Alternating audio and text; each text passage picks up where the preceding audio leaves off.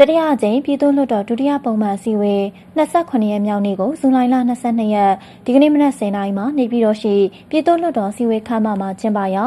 တက်ရောက်ခွင့်ရှိတဲ့လွှတ်တော်ကိုယ်စားလှယ်352ဦးရှိတဲ့အနက်344ဦးတက်ရောက်ပါတယ်။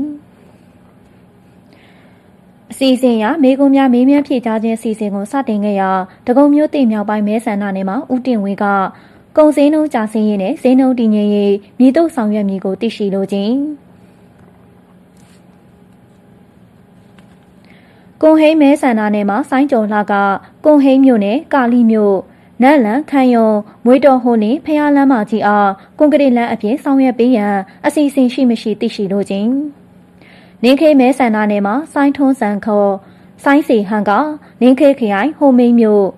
နားမွန်လုံးနယ်စပ်ဂိတ်ကိုတရားဝင်ဖွင့်လှစ်ပေးနိုင်ရန်အစီအစဉ်ရှိမရှိသိရှိလိုခြင်း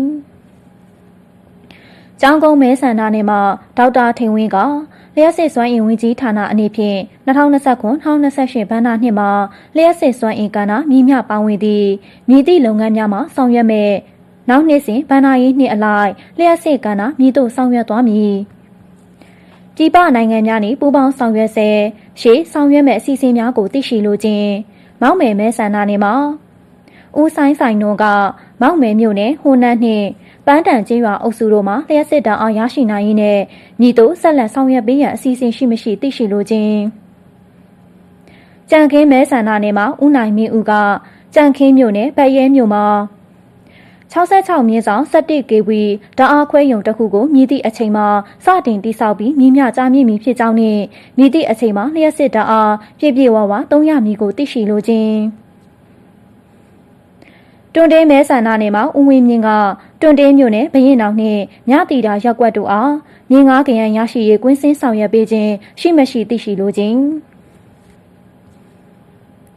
ဒလမဲဆန္ဒနယ်မှာဦးတင်မြင့်ကဒလမြို့နယ်ကျေးရွာအုပ်စု23အုပ်စုရှိရွာမြေများကိုမြင်းငါးကရန်ထုတ်ပေးရန်အစီအစဉ်ရှိမရှိသိရှိလိုခြင်းနဲ့မြေသားမဲဆန္ဒနယ်မှာဦးစန်းမြင့်ကမြေသားမြို့နယ်မှာကျေးရွာ9ရွာအားတရားဝင်အသိမှတ်ပြုကျေးရွာကွင်းများအဖြစ်သတ်မှတ်ပေးရန်အစီအစဉ်ရှိမရှိနဲ့ရှိပါကမြည်သည့်ဘဏ္ဍာရေးနှစ်မှာဆောင်ရွက်ပေးမည်ကိုသိရှိလိုကြောင်းမေကွန်များအပါအဝင်မေကွန်၈ခုမေးမြန်းခဲ့ရာဘဏ္ဍာရေးနဲ့အခွန်ဝင်ကြီးဌာနဒုတိယဝန်ကြီးဒေါ်တန်တန်လင်းနယ်စပ်ရေးရာဝန်ကြီးဌာနဒုတိယဝန်ကြီးဗိုလ်ချုပ်ကျော်စွာဦးစီးပွားရေးနဲ့ကုသရေးဝန်ကြီးဌာနဒုတိယဝန်ကြီးဦးမင်းမင်း